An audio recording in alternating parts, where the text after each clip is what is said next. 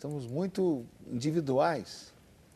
Segunda-feira eu leio sempre um artigo no jornal de uma pessoa que eu gosto muito aqui de Campinas, que é um juiz de direito.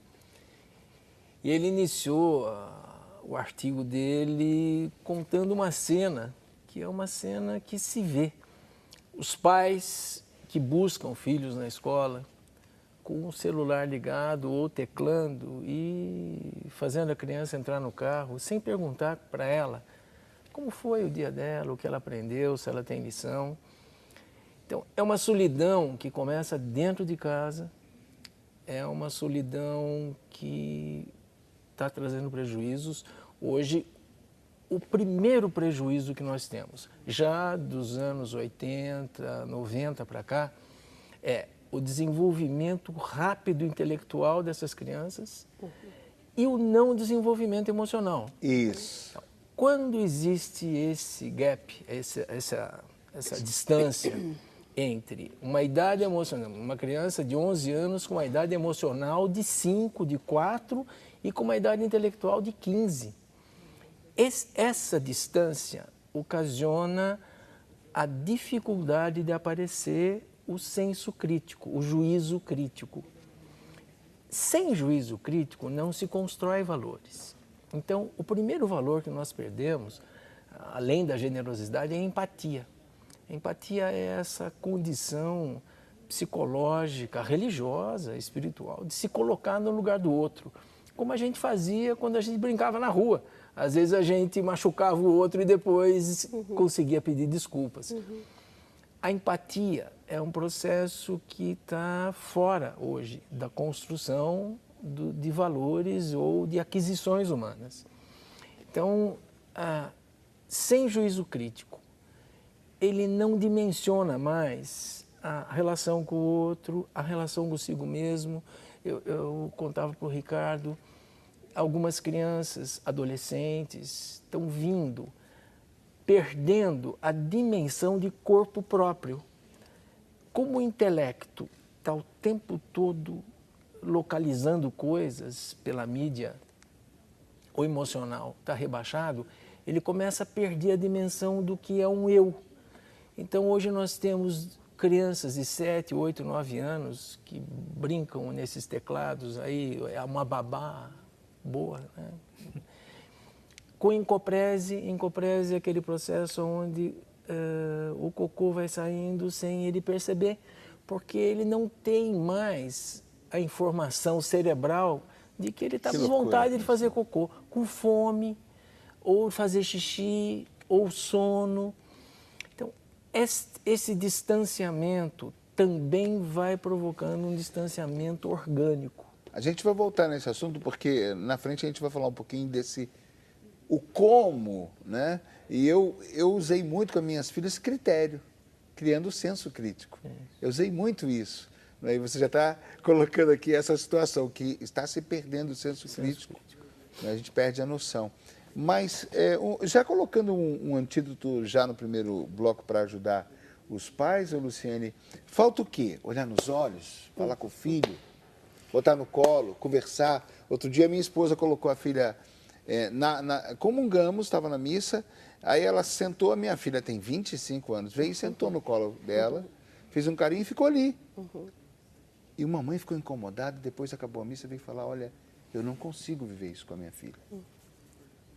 O que você faz para ter isso? Então, essa parte humana, falta um pouquinho disso que tem que partir do pai, da mãe, a iniciativa de aproximar-se. Mais do que nunca, eu penso que o professor Ivan tem toda a razão de dizer que os pais não dá mais para achar que a paternidade é instintiva. É preciso uma formação, até porque estes novos tempos, esta criança que atua de maneira diferente hoje, ela, né, imbuída de todos esses valores pós-modernos que a gente vive, ela precisa de pais que de fato a acolham e que, interessante, antes até de responder mais a tua pergunta, queria voltar a uma questão que é dicotômica essa ideia da solidão, Porque, ao mesmo tempo, a pós-modernidade é uma ideia do itinerante, do solitário, né? Como diria o Bauman ou o Lipovetsky, não é? Mas, ao mesmo tempo, é uma solidão que é diferente da solidão que nós tínhamos no passado, do tipo, antes só do que mal acompanhado. Hoje, talvez o lema seja ruim com ele, pior sem ele. Não é? Ou seja, essa coisa de que a solidão, na verdade, ninguém suporta, a gente questiona aquele que vai no cinema sozinho, aquele que anda sozinho, porque a solidão como uma necessidade de um olhar para dentro de si, para se autoconhecer, não é valor hoje, não é? E aí, respondendo a tua pergunta, um pai que olha para um filho e, na verdade, não é aquele que é permissivo demais, aquele que é olhar para um filho e ser acolhedor e ser paciente com o menino que está contando os pisos lá, quando ele está indo correndo para a escola, quando ele está entrando no carro. É um pai que, na verdade, não é permissivo, mas ele entende o desenvolvimento dessa criança a ponto de saber, por exemplo, que botar a criança para pensar quando ele vai lá, como indicam algumas pessoas. Põe a criança para pensar 3 minutos, se ela tiver 3 anos, como é que é a história? 5 minutos, se ela tiver 5 anos, nós que passamos dos 40, ferrou, não é? Então, imagine. Então, assim, se ela pô-la para pensar, significa dizer para ela, sem dizer, né, na melhor das linguagens, que é a simbólica, que é a ação, dizer para ela, estar com você mesmo é um castigo, meu filho. E não é verdade. Estar comigo mesmo é condição de constituição humana. Então, assim, dizer para a criança, você precisa pensar no que você fez, você precisa decidir se você tem condições de conviver com a gente, sem bater no amigo, sem brigar ou sem fazer tal coisa.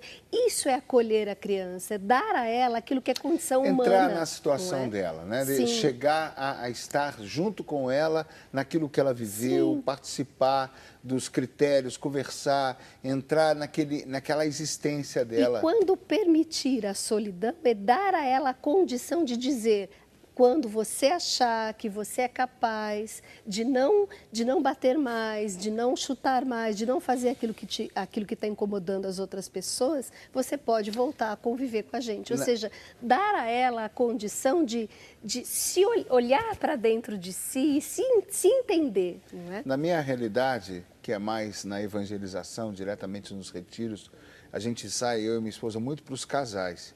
E esse é o grande susto. Os pais não sabem mais o que fazem, né? Hoje eu vi uma notícia que, ao mesmo tempo, é um alívio, ao mesmo tempo, para mim, é um sinal amarelo, se não for já o vermelho, aceso, dizendo, ô, acorda. Né? Agora, os pesquisadores desenvolveram um sistema para botar na cadeirinha do neném, para disparar um alarme, para chamar pelo celular o pai, para o pai se lembrar que tem um filho lá no carro. Eu falei, olha, eu não sei se eu rio ou se eu choro. Eu falei, fantástico, né? Estão ajudando os pais, mas que pais são esses?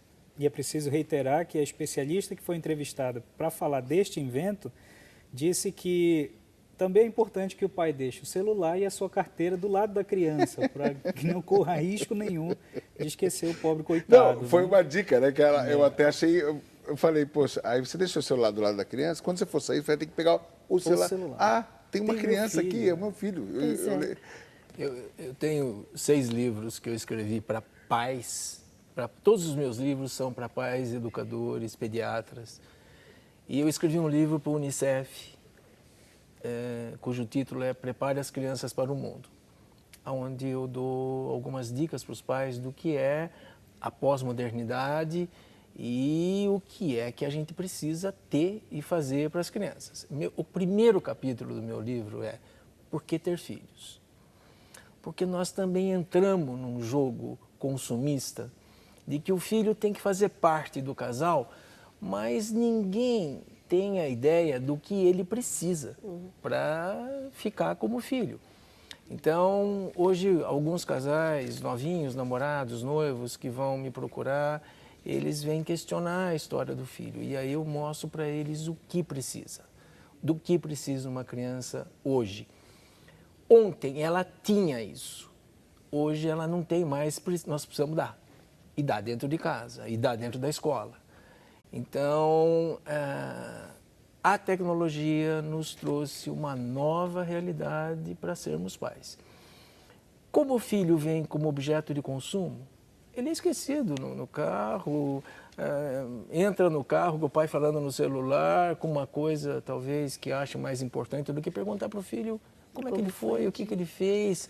Ou sentar à noite para fazer lição junto, que eu tenho pedido aos pais que participem das lições de casa. E dá trabalho, viu, Ivan? Isso. E dá trabalho. E é desse trabalho que nós estamos fugindo. Porque Exatamente. muitos pais hoje são esses pais cujo intelecto fala 4 línguas, tem pós e não sei o quê, tem MBA, e o emocional dele ainda Também. é de um adolescente. Pois é, isso que eu quis dizer. Nós já estamos com essa geração como pais. Como pais. A coisa tem que tocar um alarme aí. Bom, nós vamos para o nosso intervalo. O assunto vai passar muito rápido e a gente vai abrindo o coração para essa influência das novas mídias na vida dos nossos filhos. A gente volta já já.